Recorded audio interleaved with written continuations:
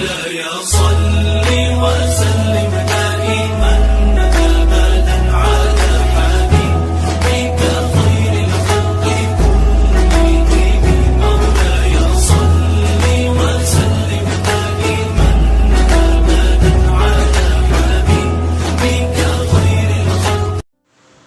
محترم حضرات، السلام علیکم ورحمۃ اللہ تعالی وبرکاتہ. الحمدللہ رب العالمین والصلاة والسلام علی سید الانبیاء والمرسلین، اما بعد. رمضان میں اعتکاف میں بیٹھنا سنت ہے. جس مسجد میں اذان اور جماعت ہوتی ہو وہاں اللہ تبارک و تعالیٰ کی رضا کے لیے نیت کے ساتھ ٹھہرنا اعتکاف کہلاتا ہے. اعتکاف 3 طرح کے ہیں. ایک اعتکاف ہے واجب کہ منت مانی ہو کہ میرا مریض اچھا ہو گیا یا فلاں کام ہو گیا تو اتنے دن اعتکاف کروں گا. جب کام بن جائے تو اتنے دن راتوں کے ساتھ اعتکاف میں بیٹھنا واجب ہے. دوسرا اعتکاف سنت مؤکدہ کہ رمضان مبارک کے آخری عشرہ میں اعتکاف میں بیٹھنا، یعنی 20ویں رمضان شریف کو سورج ڈوبتے وقت بنیت اعتکاف مسجد میں موجود ہو اور عید الفطر کے چاند دیکھنے پر اعتکاف ختم کرے. تیسرا اعتکاف نفل، اس کے لیے نہ روزہ شرط ہے اور نہ کوئی وقت خاص، بلکہ جب مسجد میں داخل ہو اور اعتکاف کی نیت کر لے، جب تک مسجد میں رہے تو نماز اور تلاوت اور ذکر و فکر میں مشغول رہے گا. اعتکاف کا مفت ثواب ملتا رہے گا. جب مسجد سے باہر نکل گیا تو اعتکاف خود بخود ختم ہو جائے گا. مسئلہ اعتکاف جو آخری عشرہ میں سنت مؤکدہ ہے، یہ سنت علی الکفایہ ہے. اگر شہر یا گاؤں میں ایک آدمی بھی معتکف ہو گیا تو سب بری ذمہ ہوں گے. اگر کوئی ایک بھی اعتکاف میں نہ بیٹھا تو سب سے مطالبہ ہوگا. لہذا مسلمانوں کو چاہیے کہ شہر یا گاؤں میں کم سے کم ایک آدمی نیک ضرور اعتکاف میں بیٹھے، ورنہ سب گنہگار ہوں گے. مرد کو چاہیے کہ وہ مسجد میں اعتکاف میں بیٹھے جس میں اذان اور جماعت ہوتی ہو، اور عورت اپنے گھر میں ایک مخصوص جگہ جہاں نماز پڑھتی ہو اس جگہ کو خاص کر لے. اس جگہ کا نام مسجد بیت ہے، وہیں پر اعتکاف کرے. عورت کا مسجد میں اعتکاف میں بیٹھنا جائز نہیں ہے. معتکف اپنے عمل سے ثابت کرتا ہے کہ اس نے حالت حیات ہی میں اپنا اہل و عیال، بچہ اور گھر بار سب کچھ چھوڑ دیا ہے، اور کہتا ہے کہ اے مولا تیرے گھر میں آ گیا ہوں. اور قاعدہ ہے کہ اگر گھر والا کریم اور عزت والا ہو تو وہ ضرور ہر اس آدمی کی عزت و اکرام کرتا ہے جو اس کے گھر میں آئے، خواہ وہ دشمن ہی کیوں نہ ہو. بھلا رحیم و رحمان ذات جو سب داتاؤں کا داتا ہے، اس کے گھر میں جو مسلمان پناہ لے تو وہ کریم ذات اس کا کس قدر اکرام فرمائے گا. اس سے معلوم ہوا کہ اعتکاف کی بہت بڑی فضیلت ہے، کیونکہ رب کریم اس کی عزت افزائی فرماتا ہے.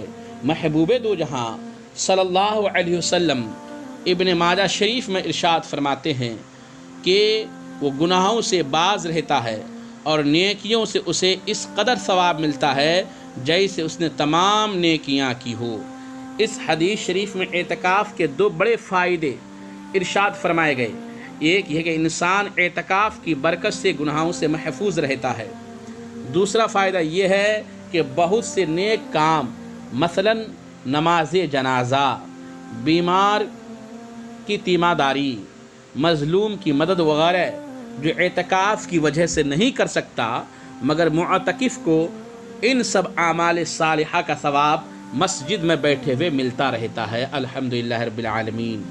حضرات، اللہ کے رسول صلی اللہ علیہ وسلم نے ارشاد فرمایا جو ماہ رمضان کے آخری عشرے کا اعتکاف کرے گا اللہ تعالیٰ اسے 2 حج اور 2 عمرہ کرنے کا ثواب عطا فرمائے گا.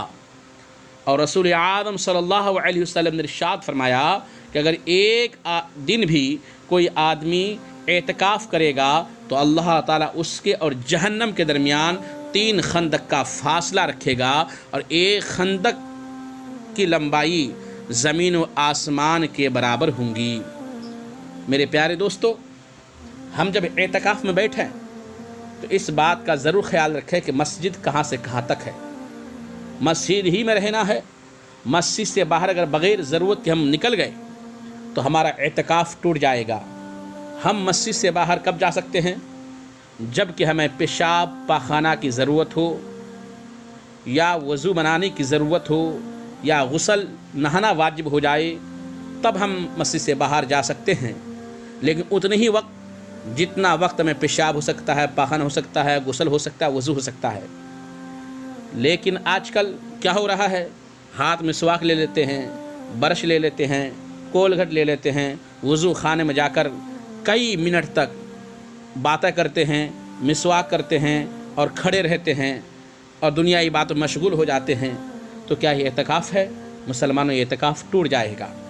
کوئی انسان ایسا بیمار پڑ گیا معتکف جس کا علاج مسجد میں نہیں ہو سکتا، بحالت مجبوری وہ مسجد سے باہر علاج کے لیے جا سکتا ہے۔ لیکن آج ہم دنیا کو دکھانے کے لیے اعتکاف تو کرتے ہیں، لیکن اللہ اور رسول کی رضا کے لیے اعتکاف نہیں کرتے ہیں۔ حالانکہ ہمارا اعتکاف ہونا چاہیے کہ اللہ ہم سے راضی ہو جائے، اللہ کے رسول راضی ہو جائے۔ ہم 9 دن یا 10 دن اپنے گھر کے کام کاج کو چھوڑ کر مسجد میں آتے کیوں ہیں؟ اللہ کی عبادت کے لیے، قرآن کی تلاوت کے لیے، اللہ کو راضی کرنے کے لیے، گناہوں کو بخشوانے کے لیے، اپنے آپ کو بخشانے کے لیے، اپنے آپ کی مغفرت کے لیے۔ لیکن ہم دوست یار میں اتنا مشغول ہو جاتے ہیں مسجد میں معتکف حضرات کہ ہمیں اتنا وقت نہیں ملتا کہ ہم قرآن کی تلاوت کر سکیں، درود و سلام پڑھ سکیں، ذکر و اذکار کر سکیں۔ اس لیے مسلمانوں، دوست سے ملنے کے لیے، یاروں سے ملنے کے لیے، گھر والوں سے ملنے کے لیے، رشتہ اقارب سے ملنے کے لیے آپ کے پاس پورا سال موجود ہے، لیکن آپ خدا کے واسطے خدا کے گھر میں اعتکاف کی نیت سے آئے ہیں، تو خدا کے واسطے مسلمانوں اعتکاف ایسا کرو کہ اللہ آپ سے راضی ہو جائے اور آپ اللہ سے راضی ہو جاؤ، اور یہ اعتکاف ایسا ہو کہ آپ کے دنیا بھی سوار دے اور آپ کی آخرت بھی سوار دے، اور آپ کے لیے ذریعہ نجات بن جائے، اور آپ لوگوں کے لیے مشعل راہ بن جائیں۔ میں دعا گو اللہ تعالیٰ تمام اعتکاف کرنے والے کے اعتکاف کو قبول فرمائے، اور تمام معتکف حضرات کے صغائر و کبائر گناہ کو معاف فرمائے، ان کی دلی خواہش، دلی تمنا کو پورے فرمائے۔ السلام علیکم ورحمۃ اللہ تعالیٰ وبرکاتہ۔